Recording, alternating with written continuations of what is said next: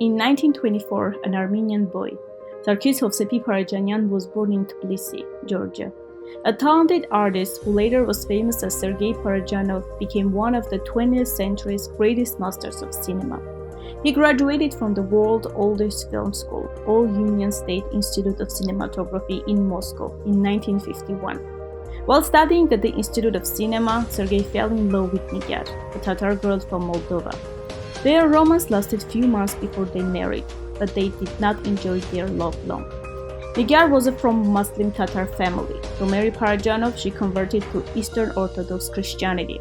When the girl's brothers came to Moscow and found out that she got married without informing the family, they demanded large money from Parajanov that he did not have during that time. Nigar's family urged that she leave her husband and return to Moldova. Nigar refused, and her relatives threw her under the train, and she was killed. Parajanov did not forget Nigar until the end of his life. Sergei Parajanov moved to Kiev and started his journey as a movie director. Later, he fell in love again and married to Svetlana Shebartyuk. Their son Suren was born. However, their marriage lasted only 5 years. In 1965, Parajanov created his first major work, Shadows of Forgotten Ancestors. Parajanov's movie poem was full of colors and life. The movie gave him a huge success and fame, along with travels. The Shadows of Forgotten Ancestors broke away from the official Soviet doctrine and ultimately led to his imprisonment. Last year, Shadows of Forgotten Ancestors was named the best film in the history of Ukrainian cinema. In Soviet reality, it was very difficult to imagine an artist whose creations do not recognize any boundaries. Shadows of Forgotten Ancestors was criticized by Soviet authorities in different senses. It contained Ukrainian nationalism and references to the church and religion, which the Soviet Union authorities did not like. After 1965, Parajanov was targeted and the film was banned. That could not stop the artist. Parajanov went to Armenia and in 1968 created his masterpiece, The Color of Pomegranate, or Sayat Nova, which was about Armenian 18th century troubadour poet Sayat Nova. The movie was brought a huge success to the director, with many awards worldwide. The Color of Pomegranate is one of the most visually magnificent films in the history of cinema. The movie was full of surrealism and this time contained Armenian nationalism, culture, and religion. Parajanov could not think outside the box, and the best way to silence the artist was to arrest him. In 1973, Parajanov was imprisoned, and the crime they charged him was homosexuality. The years in prison could not stop the two artists from creating. He organized a self-made theater, created collages, puppets, hats, and drawings. He was creating beautiful thalers from aluminum foil of milk plates and curved with his fingernails. Parajanov was released on appeal. During the 15 years, he was prohibited from creating movies, but continued to create visual art. Parajanov said, "Collage is a compressed film." He put his creative energy into the collages. Every detail is visually unique and stunning. Everything Sergei Parajanov touched became an artwork. He made him admired and beloved by some of the greats in cinema, including Fellini, Tarkovsky, Godard, and even Martin Scorsese.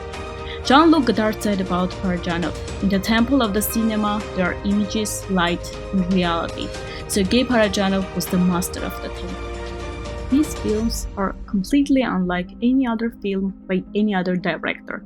Watching his films will transport you to another world. Sergei Parajanov's artworks that are significant to me are too many, but today, within the Art Critic video analysis, I'll discuss his self-portrait against the background of Hafpad that he painted in 1963.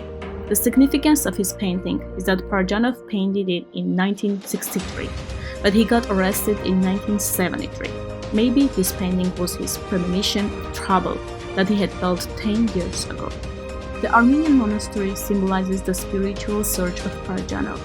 The artist painted himself sitting on the floor in hiking boots. This symbolizes that he has a rugged journey to go up. There is an open window in the painting, but seems that Parajanov is in prison. The light coming from the window to his face, and this shows that he saw himself blessed. The sketches of bird, goat, dog, and horse on the right side emphasizes his love for animals. On the top of it, there is a vase that may be connected with collages. The sketch of the church has a cross on it. That is a flag of Georgia, a country where he was born. Parajanov is wearing a Ukrainian national dress, and from a window we can see Armenian church. This shows his three motherlands. In January 1988, he said in an interview, "Everyone knows that I have three motherlands.